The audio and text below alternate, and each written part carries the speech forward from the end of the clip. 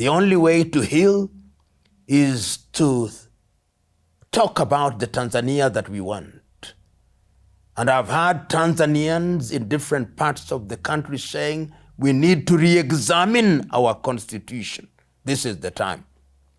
We need to have an understanding of a Tanzania that will accommodate different ways. As Nyerere used to say in his early days, demokrasia ni kupambanisha hoja.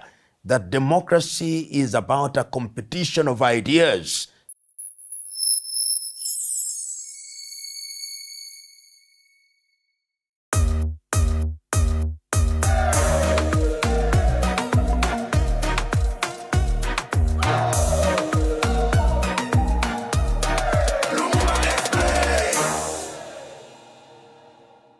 What has happened in Tanzania after the elections on 29th of October 2025 is unprecedented.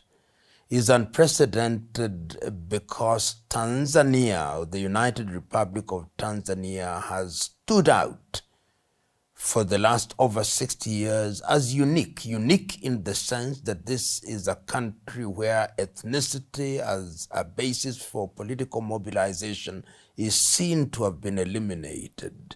Unique in the sense that the political parties have remained generally stable. With, if you start from 1964, when Afro Shirazi, led by Abeid Karume, joined TANU, led by Julius Kambarage Nyerere, ultimately becoming Chama cha Mapinduzi in 1977, it has remained generally stable and generally acceptable. And of course, it must be remembered that while the rest of Africa were dilly-dallying about multi-party politics, the Nyerere administration very quickly embraced multi-partyism.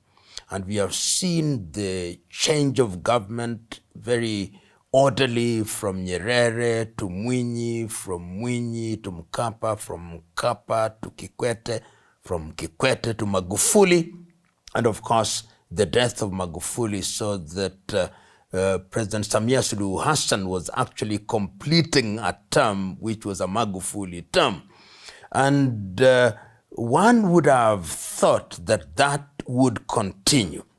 In fact, when President Samia Suluhu Hassan took over, there was a very deliberate attempt at rapprochement so that the leading opposition candidates were invited to the State House, and they had this arrangement where everybody thought that the elections would be conducted in a proper manner. Tundu Lissu, who was away in exile, came back home. But no sooner had the dust settled than we started seeing things which were, in the view of some of us, very un-Tanzanian.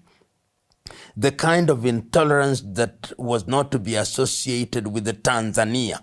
And that is our source of discomfort.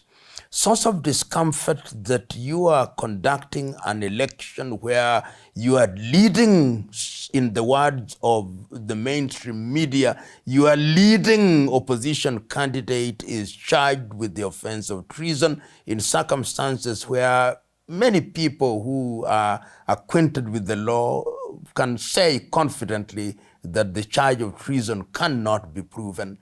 Your other candidate is also barred for purely technical reasons, and you go into an election on that basis, then notwithstanding that we would have won, and I hold the view that even if these individuals had been allowed to contest the elections, perhaps they would have had higher votes in urban Tanzania, but rural Tanzania would have neutralized the vote so that Samia Suluhu Hassan would still have won the election.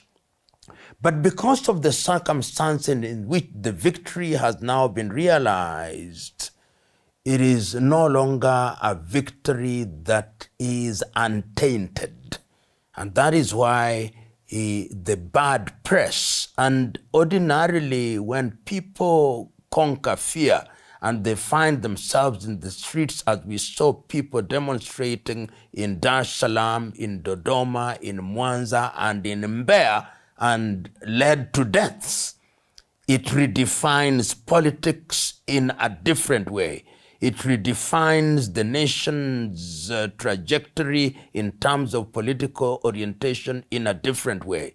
And that is why you've seen that even those who ordinarily would cast their vote, metaphorically speaking, with the Tanzania are now saying that the time is now for that new administration to rethink how they are going to operate. Remember that the leading opposition party has already said they do not recognize the result. Of course, President Samia Suluhu Hassan has already been sworn in as the president. My prayer and the hope of many is that it will not be business as usual, that this is the occasion for her administration to climb down from the high pedestal and to say, we made some mistakes. We presided over an environment that led to the death, unnecessary death of Tanzanians. Let us heal. The only way to heal is to talk about the Tanzania that we want. And I've heard Tanzanians in different parts of the country saying we need to re-examine our constitution. This is the time. We need to have an understanding of a Tanzania that will accommodate different ways. As Nyerere used to say in his early days, demokrasia ni kupambanisha hoja, that democracy is about a competition of ideas so that the electorate has an opportunity of picking from that buffet of ideas. If that administration of the Suluhu administration adopts that approach, then Tanzania will heal. If, on the other hand, what has happened is ignored and swept under the carpet, then the wound will fester and Tanzania will not heal. I hope that will not happen. I would not use the term dictator as defined by the West to describe the actions that she took.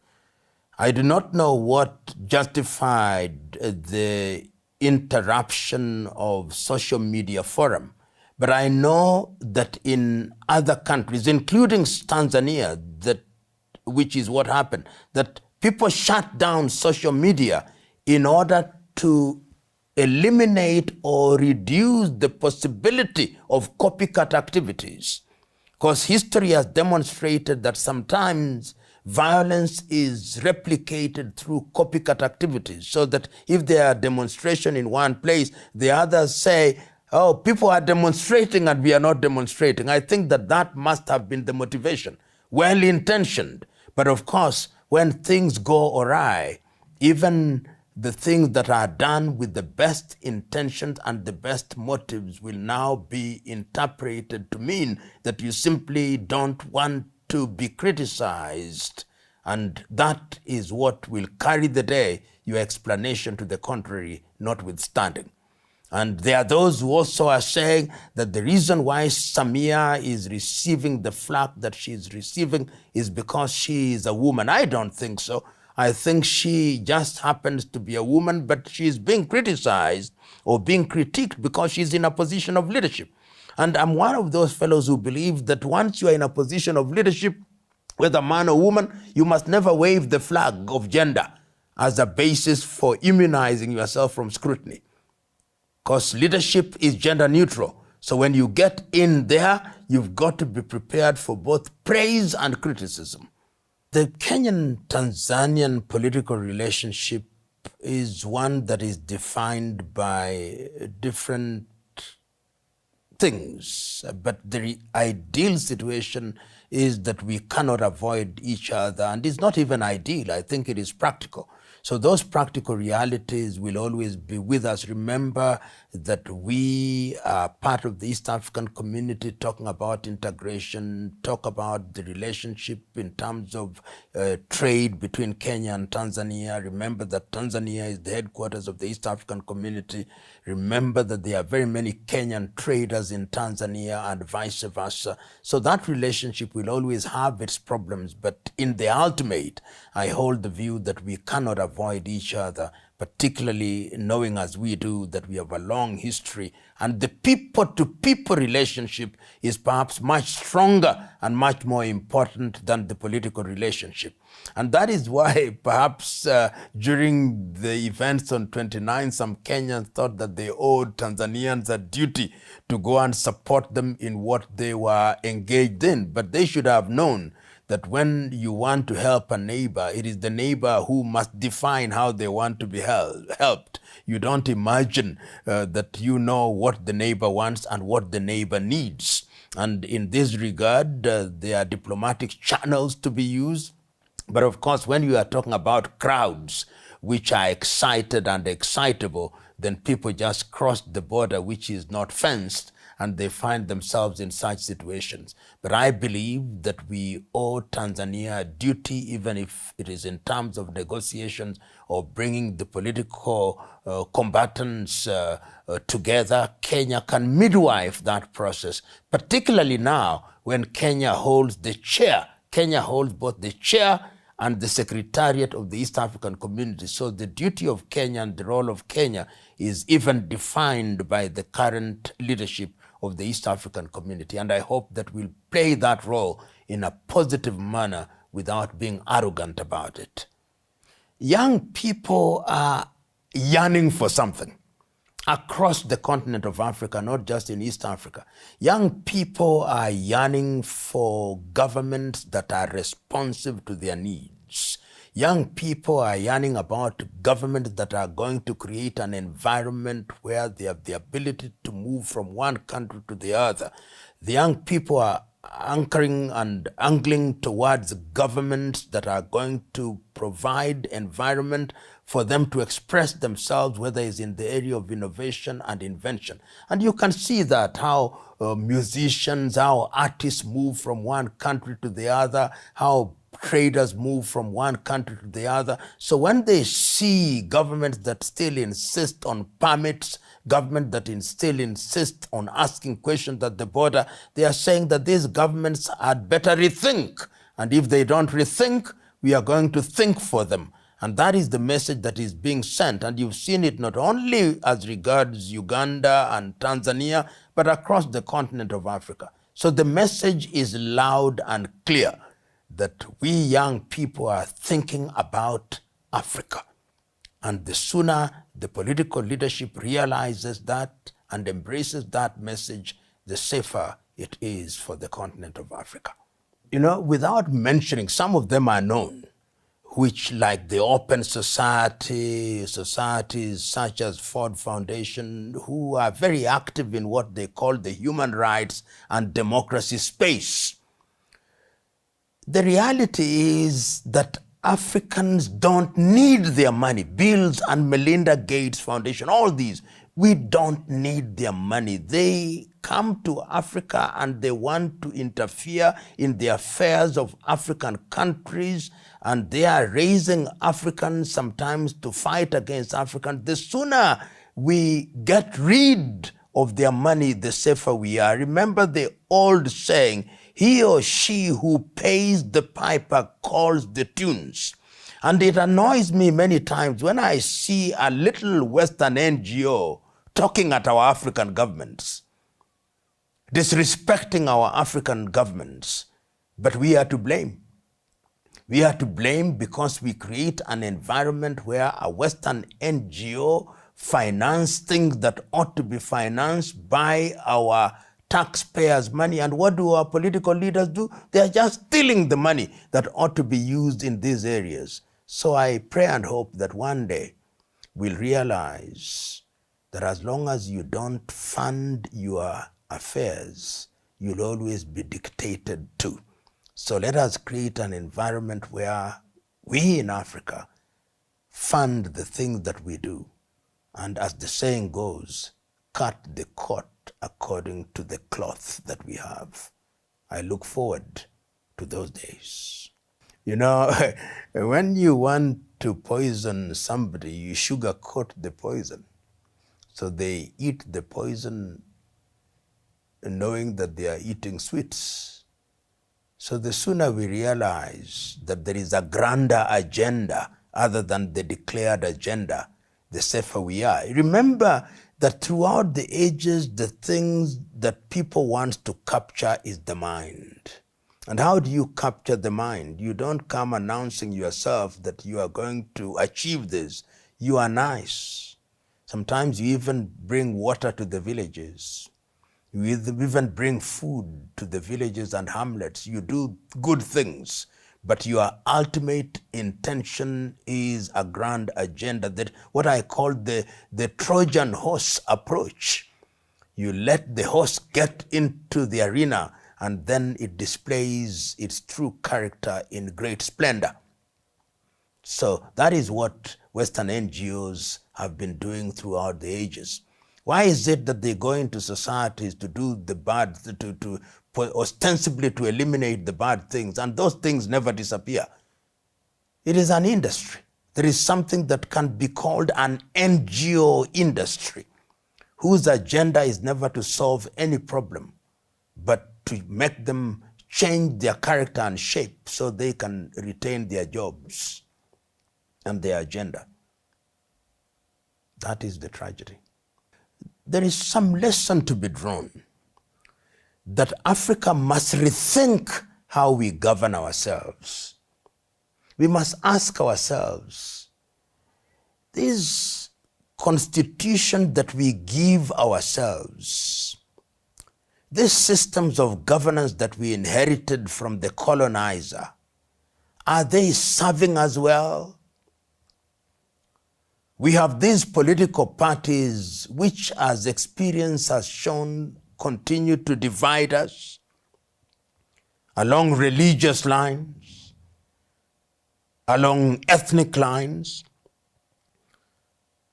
Is there not a better way of governing ourselves?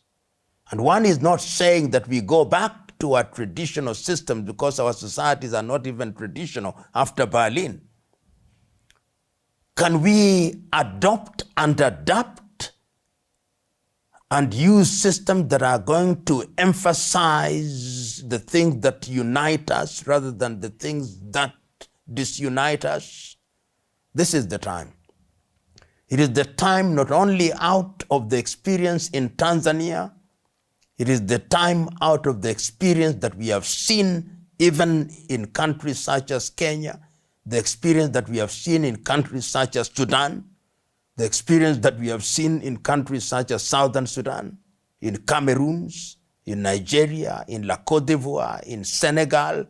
Africa must rethink governance. I personally am thinking about it.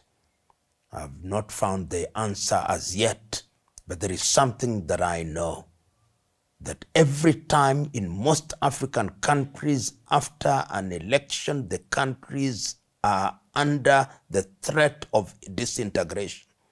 So that elections are not things that we look forward to because they expose countries to disintegration.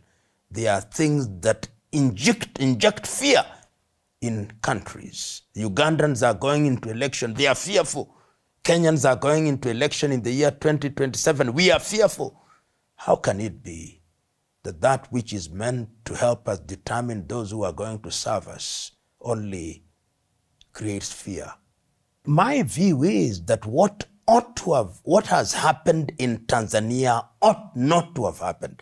And I've listened to one of the commentators whom I respect, Generali Ulimwengu, who commented in the East Africa, and I agree with him totally, that had the Tanzanian administration led by Samia Suluhu Hassan listened to the comments of some of the people who spoke before the election, this would not have happened.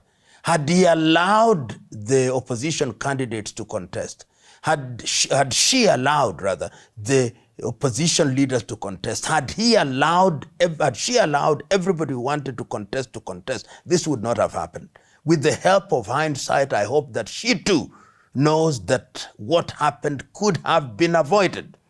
So our message is very clear. We wish Tanzania well, but we are bold enough and candid enough to tell the Samia Suluhu administration that what happened could have been avoided, and that going forward, despite the fact that she has been declared the winner with over 90% of the vote, it is not for her to rest on her laurels and to say that what happened in Tanzania was a storm in a cup of tea. It wasn't. It is major. It has never happened. It is dangerous and it must be confronted. And how do you confront it? You confront it by engaging those who are in opposition, because they are also Tanzanians, because they have a following, however small you think that following is.